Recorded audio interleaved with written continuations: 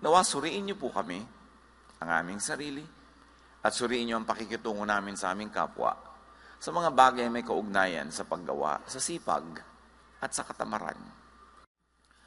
Proverbs 6:9-11. Hanggang kailan taong tamad mananatili sa higaan? Kailan ka babalikwas sa iyong pagkakahimlay? Kaunting tulog, bahagyang idlip, sandaling pahinga at paggalukip-kip. Samantalang namamahinga ka, ang karahirap ay darating na parang armadong magnanakaw upang kunin ang lahat ng iyong kailangan. Ang tamad. Lord, salamat po dahil kayo Diyos na masipag at Diyos na nagtuturo ng kasipagan. Nawa suriin niyo po kami, ang aming sarili, at suriin niyo ang pakikitungo namin sa aming kapwa sa mga bagay may kaugnayan sa paggawa, sa sipag, at sa katamaran. Imulat niyo po ang aming isip sa maganda mong layunin para sa amin at kung paano ito matutupad. Patuloy niyo po kaming pakalinisin, pagpalain, at ngayon, bigyan ng kaliwanagan.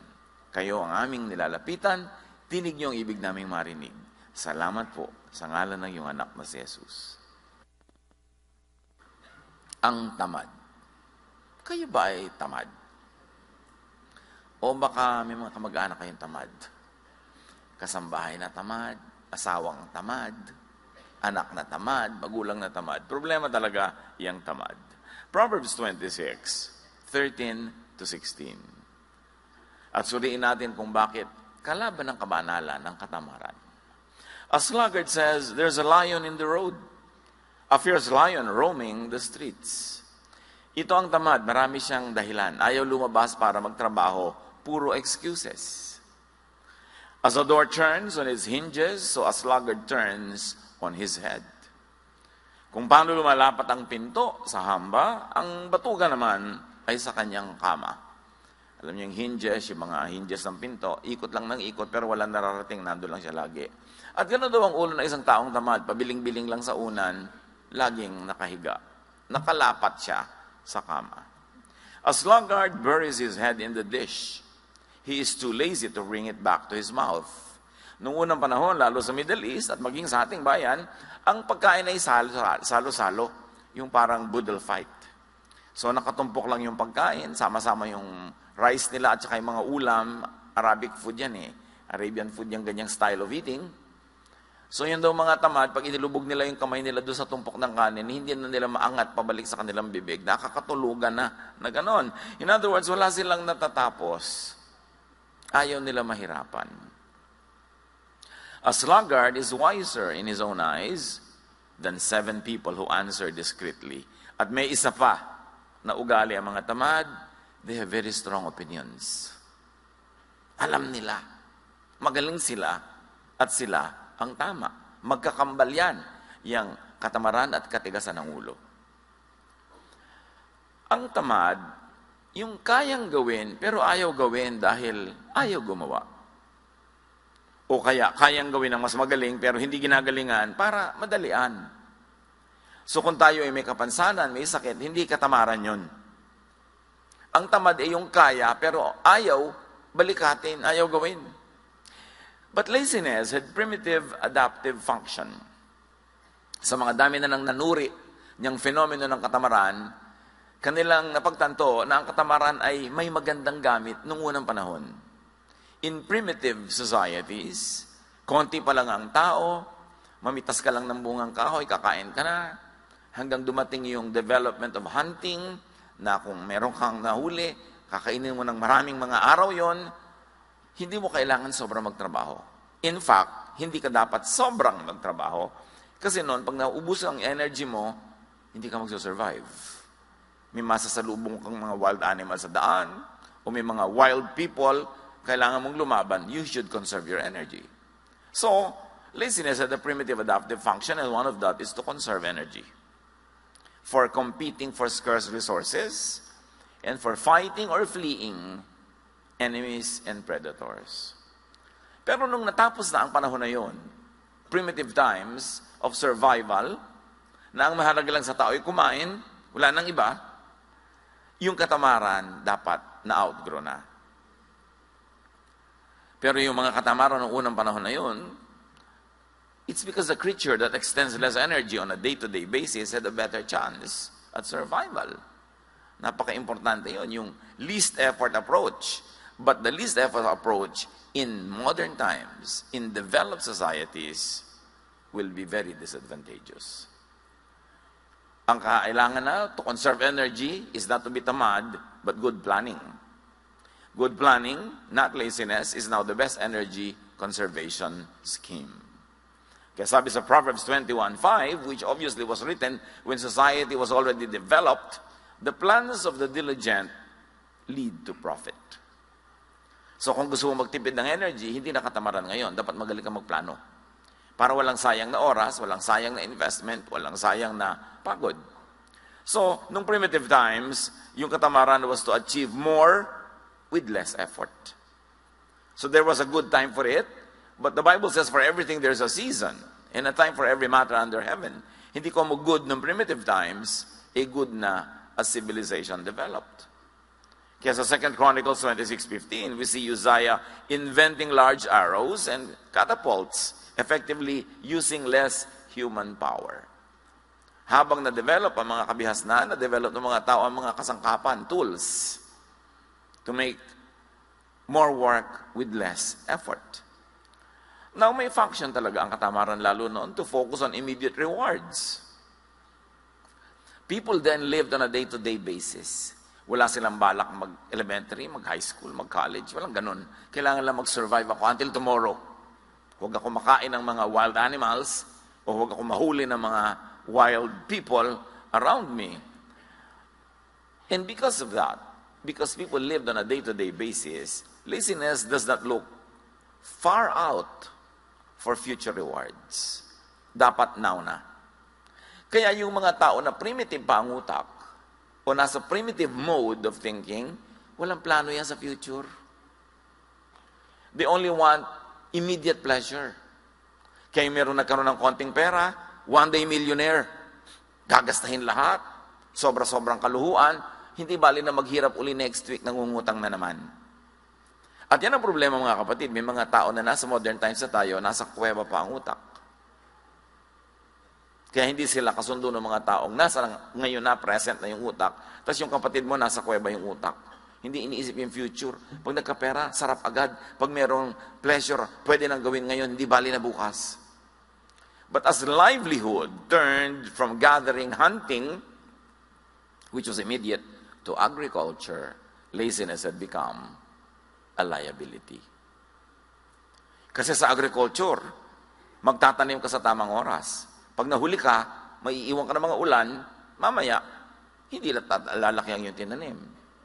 O nagtanim na yung mga katabi mo ng palay, ikaw nahuli ng 1 week, so mauuna sila ng 1 week ng harvest, ikaw mahuhuli ng 1 week, lahat ng daga at peste sa buong bukid, dahil yung palay mo na lang nandun, sa'yo pupunta. Kaya nung na-develop ang agriculture na iba ang mode of thinking. Kaya yung nagtatalo yung offering ni Cain at ni Abel, agricultural product, not hunting product, mas malalim na usapin yun. It was a conflict between settled agriculture and the hunter-gatherer culture. Obviously, at the time, that issue was already being debated upon in the minds of the ancients. At naka-embedded yan doon sa mga kwento. Kailangan lang meron kang tool to see it, that it is happening. Kaya sabi sa Proverbs 24, sluggards do not plow in season. So at harvest time, they look but find nothing. So pag hindi ka nagtanim sa panahon, hindi ka aani sa panahon. Hindi pwedeng nahuli ka ng 3 buwan sa pagtatanim, tapos sa anihan, aani ka rin. So kailangan may planning. Hindi ka na pwedeng tamad nung na-develop ang mga communities. Settled kind of life, hindi yung nomadic. As humans became more and more dependent on controlled production like agriculture and livestock, naging malaking weakness and disadvantage ang laziness, na nung primitive times was a virtue. Pero ang problema, may mga lipunan at may mga tao at individuals na hindi nag-grow yung mind from that kind of thinking. Kaya marami mga settlers sa iba't ibang mga bayan, dayo sila sa isang lugar, tapos may mga katutubo doon, ang reklamo nila lagi yung mga katutubo daw tamad compared to the settlers. Kasi iba ang mentality ng katutubo, hunter-gatherer. Yung settler, agriculturist. So magkaiba ang mentality nila. Kaya hindi sila nagkakasundo sa ganung mga bagay. But as society developed, and as biblical culture developed in its own context, the Bible began teaching diligent, timely, and industrious work. And since then, walang lingon-likod, tuloy-tuloy ang pagtuturo ng Biblia sa sipag. Ano ang mga palusot at drama ng mga katamaran? At ang sagot mula sa Bible, isa doon yung mga tamad, lagi nilang sagot, di ko alam. Di ko alam yan eh. Ibig sabihin nun, ikaw na lang gumawa. At marami ngayong mga tamad, tabi-tabi po nuno. Gadget lang, hindi maon. Tatawagin ng anak, tatawagin ng apo, tatawagin ng kapitbahay. Hindi ko alam yan eh. Hindi ko alam magawa ng TV. Hindi ko alam magawa ng computer. Hindi ko alam mag-Facebook. Alam niyo po, isip tamad yun, tabi-tabi po. Hindi ko matanda na tayo, hindi na tayo matututo. Pag-aralan.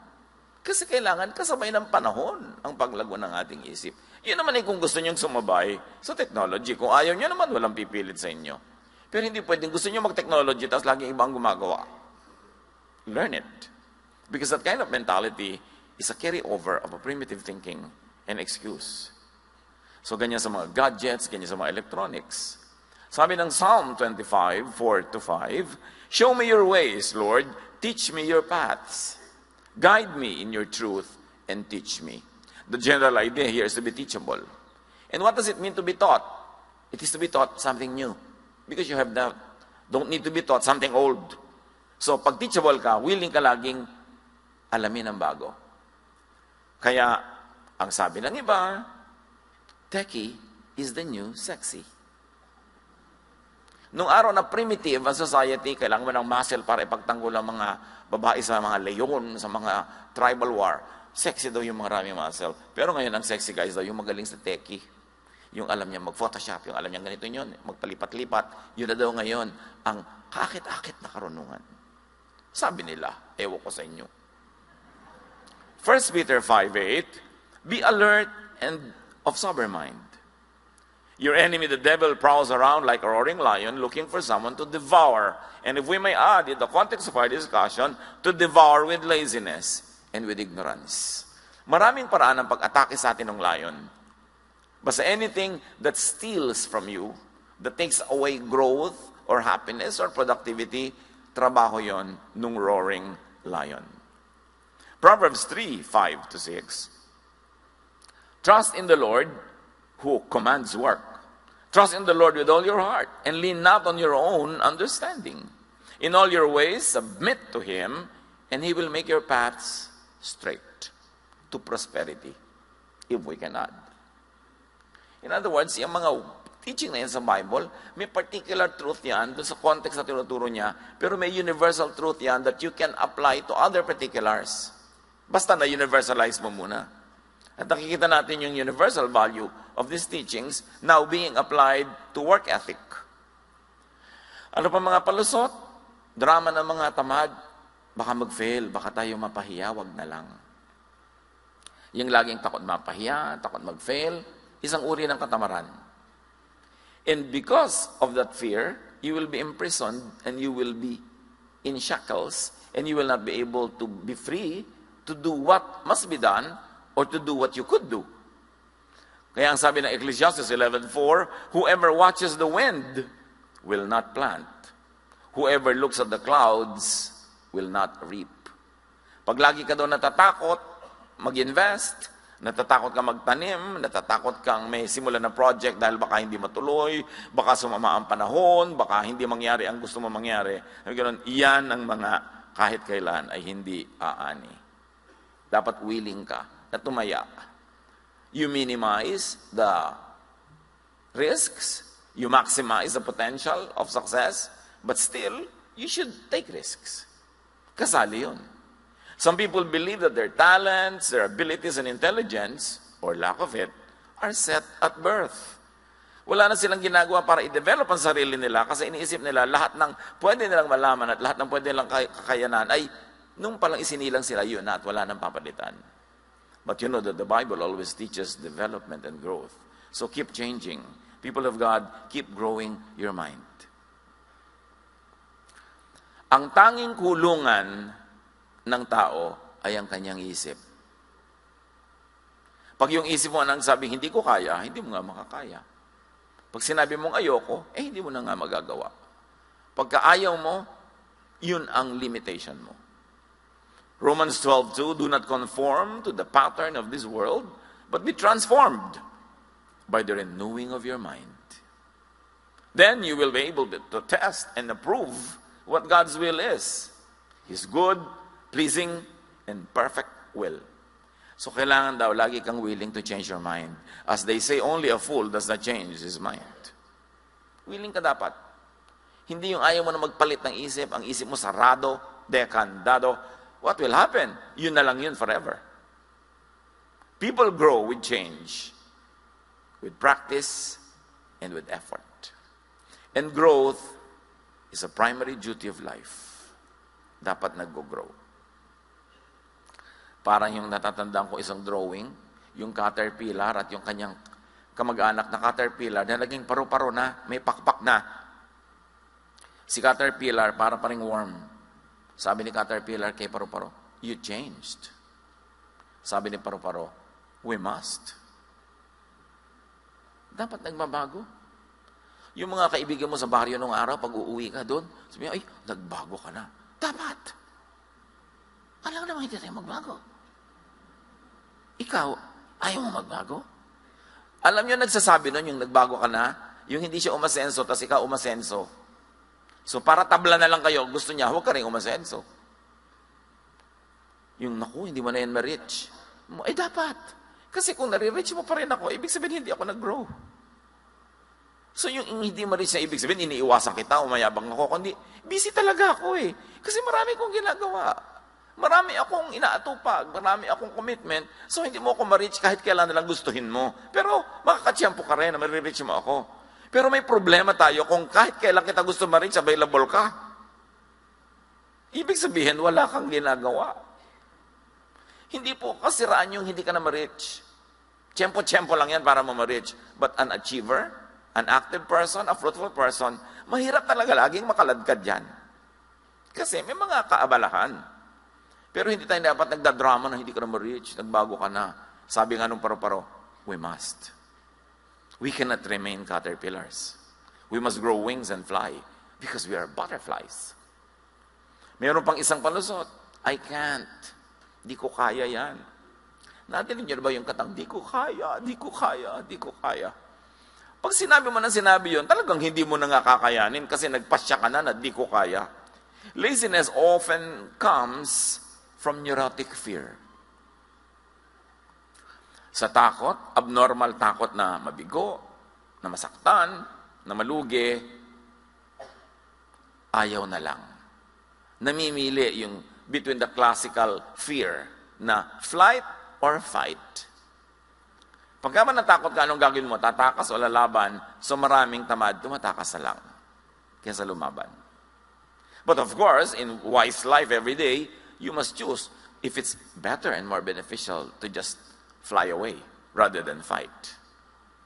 Pero sa mga challenges sa buhay, yung mga gusto mo ma-achieve, pagka lagi ka lang tumatakas, wala kang wagi. Matthew 25:25. Sabi noong lazy servant na binigyan ng mga puhunan na hindi niya ipinamuhunan at itinago lang niya sa lupa, I was afraid and went out and hid your gold in the ground. See, here is what belongs to you. Yan yung parable of the talents. Nagbigay yung Diyos ng talent or puhunan sa tatlong iba't ibang tao. Yung pangatlo, wala siyang ginawa, tinago lang niya sa lupa. So sabi nung Panginoon niya na representative ng Diyos, bawiin yung konting nasa kanya. Ang konti na nga na ibinigay, hindi pa pinarami. Bawiin at ibigay dun sa mayaman na. Kuminsan, yung mayaman na yumayaman na, kasi masipag. Hindi naman laging masamang ang mayaman, yumayaman. Kasi meron din silang sipag. Meron din ginagawa. Kaya kailangan, pag binibigyan tayo ng mga katangian, ng mga puhunan ng Diyos, paramihin. Yun ang gusto niya. So let us all challenge fear and laziness. Dapat fight, hindi flight. Numbers 13:30-31, no ang mga espiya ng Israel ay minanmanan nila yung lugar na dapat ay magiging kanila, pero may mga tao, sabi ng mga kasamahan, naku, ang lalaki ng tao doon, para mga higante, titirisin lang nila tayo, huwag na lang tayong tumuloy. Then Caleb silenced the people before Moses and said, we should go up and take possession of the land, for we can certainly do it. But the men who had gone up with him said, we can't attack those people. They are stronger than we are. So ito yung fight or flight. Most of the people were choosing to fly away when Caleb said, let's fight. Let's go for it. What do you do with your problems pag parang malaki? Umiiwas kayo, tumatakbo palayo, o hinaharap nyo, at sinisikap nyong magwagi. Pag meron kayong magandang pangarap, mataas ang mga hangarin, sasabihin ng mga tao sa inyo, wala tayong pera anak, huwag ka na mangarap. Huwag mo nang isipin yan. Pinanganak tayong mahirap, mamamatay tayong mahirap. So pagka gano'n ang mentality, mamamatay nga mahirap. Kasi they don't want to give it their best. Pero yung mga lumaki sa kahit na napakagrabing kahirapan, pero hindi nila tinanggap ang hirap na yun, ayaw nila, ginawa nila ang magagawa nila, yun ang nakakabalikwas at nakakalampas sa mga inborn kahirapan. Kaya mahalaga yung mind. Paano tayo mag-isip? Meron naman isang drama ng mga tamad, kapagod, wag na lang.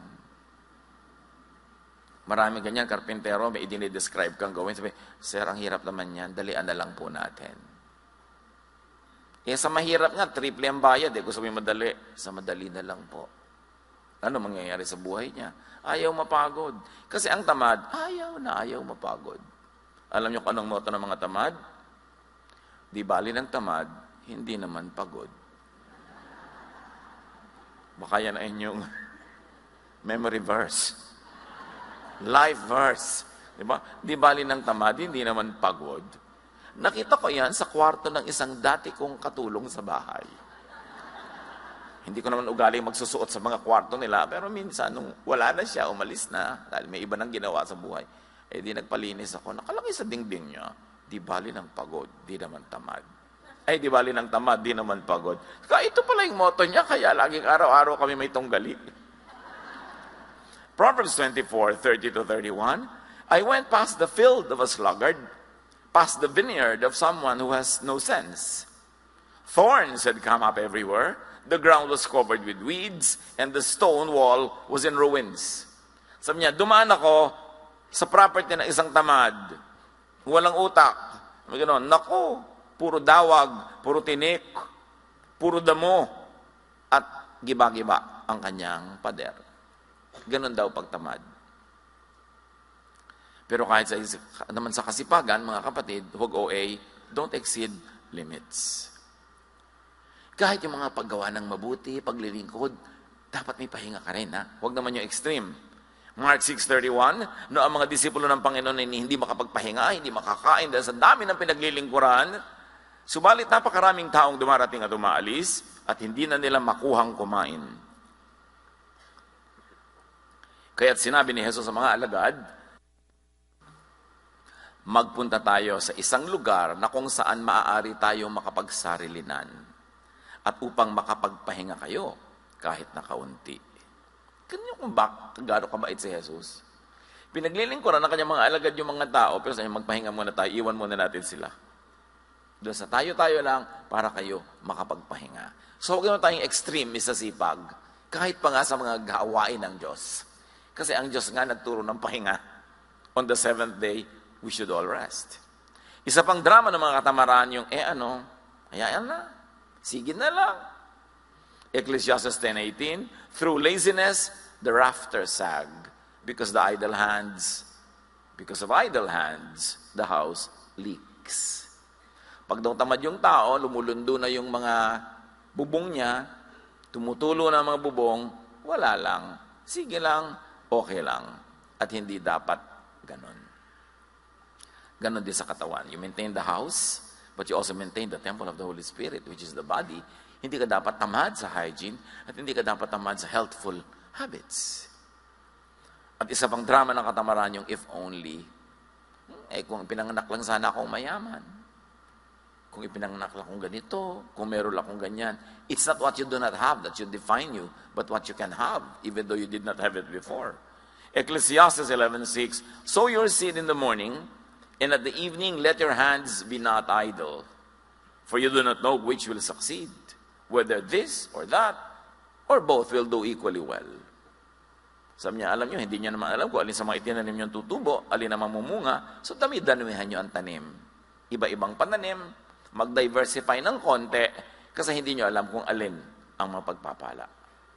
So, increase your chances at success. Isaiah 43:18, forget the former things, do not dwell on the past. Huwag ka na magpatali sa mga hindi nangyari noon, sa mga hirap mo noon, sa mga kung ano-ano, atupagin mo yung now at yung future. Kung hindi ka masaya sa iyong past, baguhin mo yung iyong now at mababago ang iyong tomorrow. Pero tama na yung kada drama over what cannot be undone. At isa mang drama ng katamaran, ganito na talaga ako. Yung iba pa, papalakihin nila, ganyan lang talaga ang buhay. Wala tayong magagawa. Sa salita pa lang, sa palagay nyo, asenso, wala tayong magagawa. Therefore, wala tayong gagawin. Anong mangyayari sa ganong mentality? Proverbs 28:19, those who work their land will have abundant food, but those who chase fantasies will have their fill of poverty.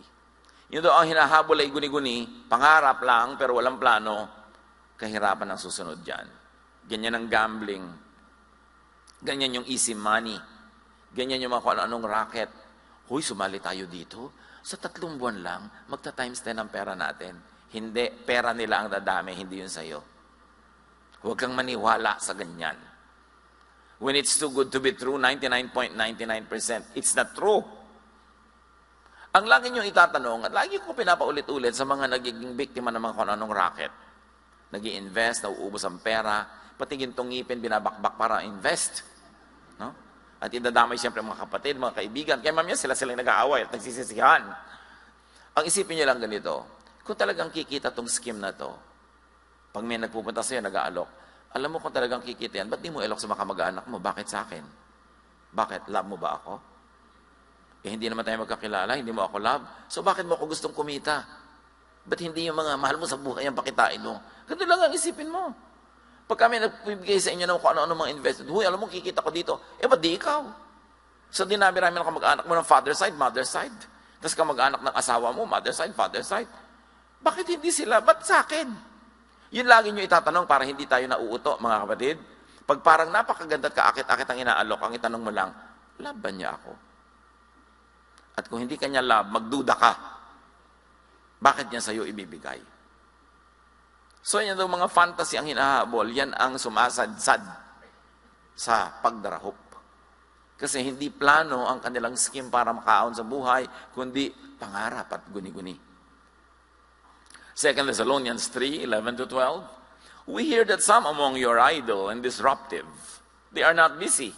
They are busybodies. Such people we command and urge in the Lord Jesus Christ to settle down and earn the food they eat. Ang linaw na itinuturo sa very young church. Kasi marami sa young church, akala nila dahil Jesus is loving, dahil because we love, therefore hindi na ako magtatrabaho, bigyan mo na lang ako. Therefore, may sakit ako, ipagamot mo ako. Therefore, nangangailangan ako, ibigay mo na ibigay. Ang daming abusadong Christian. Kasi akala nila, ganun ang ibig sabihin ng God's love. Kaya marami sa mga churches, pagka medyo may kaya ka, tapos may sister, diba? Mag-isip-isip ka, diba? Kabala ka na niya utangan next week. Yung pa-sweetie-sweetie pie sa'yo, diba? Sister. That's why I always advise people, meron kang sariling kumpanya, gusto mong mag-Bible study doon, kumuha ka nila ng ibang teacher. Huwag ikaw. Unless talagang kinausap ka ng Diyos, dapat ikaw. Kasi ma'am, yung mga empleyado mo na naging sister and brother ka na, abusuhin ka na. So magpadala ka ng ibang teacher doon, pag pumapasok lang sa office nyo, ang tawag pa nila sa'yo, ma'am, hindi sister. Kasi ang daling umabuso. Sabi nga nun, sabi ko sa inyo, magtrabaho kayo para kayo kumain. Huwag pa kayo magpaka-sister-sister dyan. At pagka binibigyan kayo, sige, pero huwag niyo obligahin dahil lang sister-sister, brother-brother. Hindi ganun ang turo ng Diyos. Abuso yun ng maraming tao. Isa pang drama ng mga tamad, nakakahiya. Kakambal kasi ng katamaran niyang hiya. Kung bakit nahihiya magtrabaho, pero hindi nahihiya manghingi. Nahihiyang magbanat ng pawis, ng buto at magpapawis. Nahihiyang makita na nagtatrabaho ng mga menial job, so to speak. Walang menial job. Pagka pinagtrabahuan mo yung kinita mo, napakarangal nun. Pero yung mga tamad, nahihiya pag marangal ang ginagawa, pero hindi nahihiyang mangingi. Sabi nila, nakakahiya. Proverbs 4:23, above all else, guard your heart, for everything you do flows from it. So guard your heart, guard your mind. Ibig sabihin, pakaisip-isipin mo kung anong iniisip mo at piliin mo kung ano ang dapat ikahiya. Hindi dapat ikahiya ang pagsisikap para kumita. Ephesians 5:29, after all, no one ever hated their own body, but they feed and take care their body, just as Christ does the church. So what? We have to take care of our body, we have to feed our body mula sa ating pinagpaguran. Liban na lang tayo sobrang bata, sobrang tanda, o sobrang hina at may sakit. Earn your food, earn your maintenance. Overcome laziness. At kung hindi tayo yung lazy, teach people around you who are lazy to overcome laziness. Strive to do your best and teach people to do theirs. Ecclesiastes 9:10, whatever your hand finds to do, do it with all your might. For in the realm of the dead, where you are going, there is neither working, nor planning, nor knowledge, nor wisdom. Ganyan ang pananaw ng mga ancient people. Kami ganun, pag nasa kabilang buhay na, iba na doon, hindi mo nagagawin ang mga ginagawa mo rito, we may never work like this again. So work well na. Gawin mo na ang dapat mong gawin, kasi pagdating mo sa kabilang buhay, iba naman ang andar doon. Review and refocus your direction if guilty. Or people around us are guilty, and we have the clarity of mind to see that they are guilty, in very godly and kind ways, make them review and refocus their attention. Ephesians 4:28, anyone who has been stealing must steal no longer. And let's apply it and extend it. Anyone who has been begging, anyone who has been asking, must not do that anymore, but must work, doing something useful with their own hands, that they may have something to share with those in need. So ang tinuturo dito, make your ambition to earn enough for yourself and to earn more than enough so that you will have something to give to people who cannot, on their own situation, earn their keep. At mga kapatid, value your work. Yung mga iba na Monday na naman, may pasok na naman, mag-resign ka. Naku, pasok ka na naman, di wag ka pumasok. Ang hirap ka mag-apply dyan. Tapos nung natanggap ka, puro work naman. Pag binibigyan ng work sa trabaho, make it your privilege. May mga waiter na pagka mga medyo gabi-gabi na, ayaw na mag-serve, mga tamad na. O di, magsara na kayo. Gusto niyo malugi yung honor niyo para hindi na kayo kumita. Yan ang dapat may malasakit ka kung empleyado ka. Kasi yung, alam niyo ba na may mga dakila namang tao that they keep their business only to keep their employees. Hindi naman lahat dahil para lang kumita. Meron din silang kawawa ng mga empleyado, tuloy natin kahit ang liit-liit ng ROI natin dito. May mga ganun. Mahalin nyo ang trabaho. Value your work. Because work is a gift from God.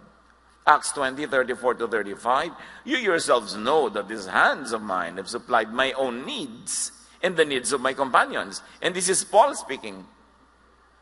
Si Paul, as pastor, hindi siya palahingi. Hindi siya paladaing.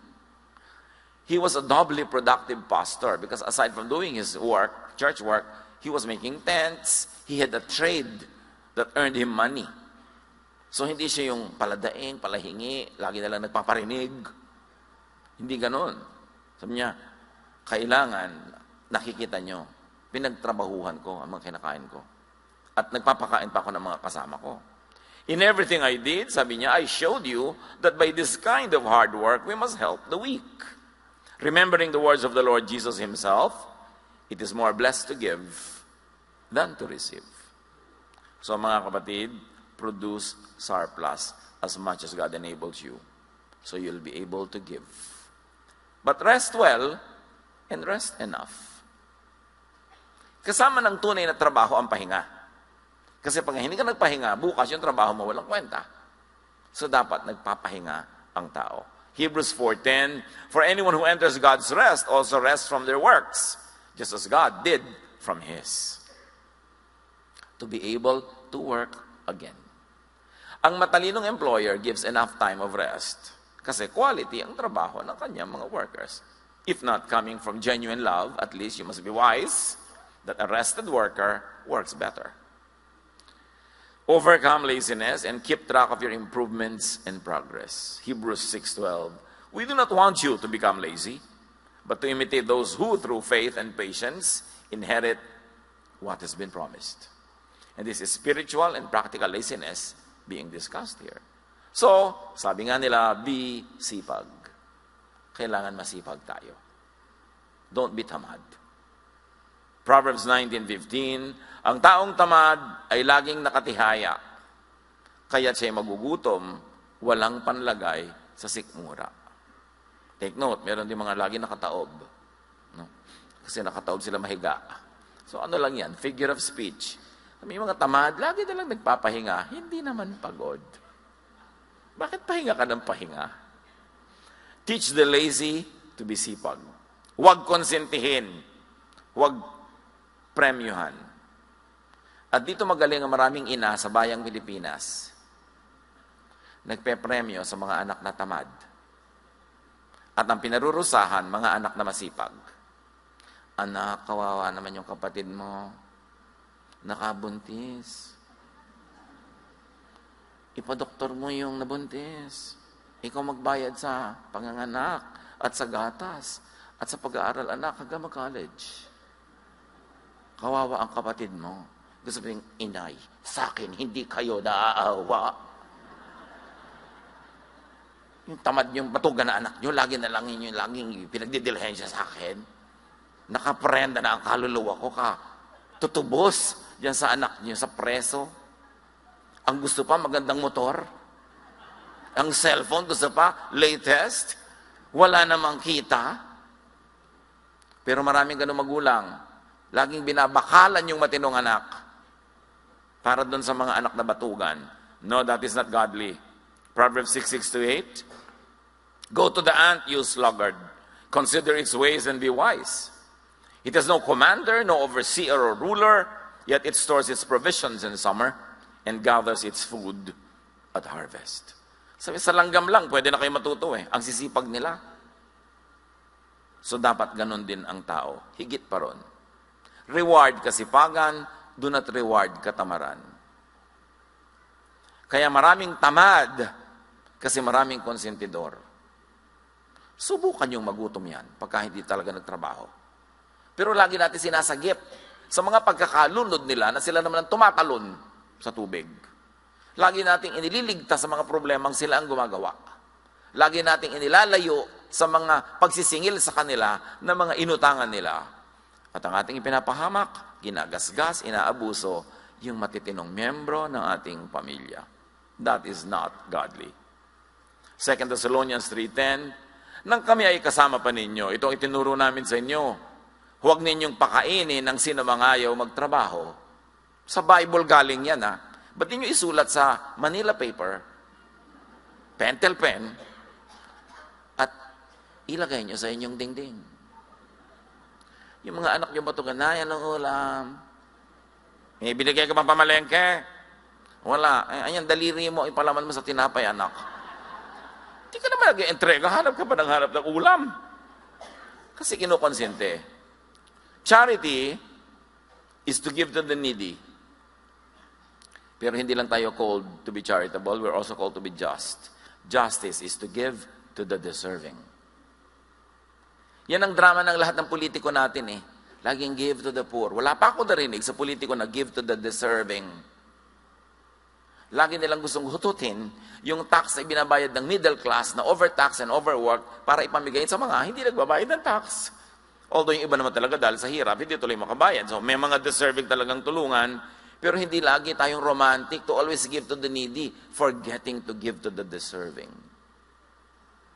Sa mga anak ninyo, mga kamag-anak ninyo, mga empleyado nyo, yung deserving huwag niyong pabayaan. Although meron pa rin tayo siyempre charities, we give to the needy who cannot on their own power and energy feed themselves. Because they are too young, too old, or too sick. Pero ang laki-laki ng katawan, napakabatugan, gym ng gym, nagpapabili pa sa'yo ng supplements. Tapos pinapagalaw-galaw niya yung mga muscle niya na ganyan na hindi naman kumikita. Sana napagkakakitaan yung gaganon-ganon na muscle, no?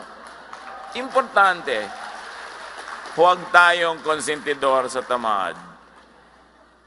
Huwag tayong extremely charitable that we forget to be just. Ecclesiastes 7:18, whoever fears God will avoid all extremes. Father, teach us to be balanced in our thinking. Sa pagbibigay namin sa needy at sa worthy. Sa aming pagkita at paggastos, maging balanse ang aming isip. At lagi namin pahalagahan ang sipag. Tumulong kami sa tunay na nangangailangan at hindi kayang tulungan ng mga sarili nila, pero turuan mo kami, Lord. Magturo din ng disiplina sa mga tatamad-tamad lang, kaya walang makain. Teach us. Pagbulay-bulayan natin mga kapatid ang application ito sa ating mga pamilya and workplaces.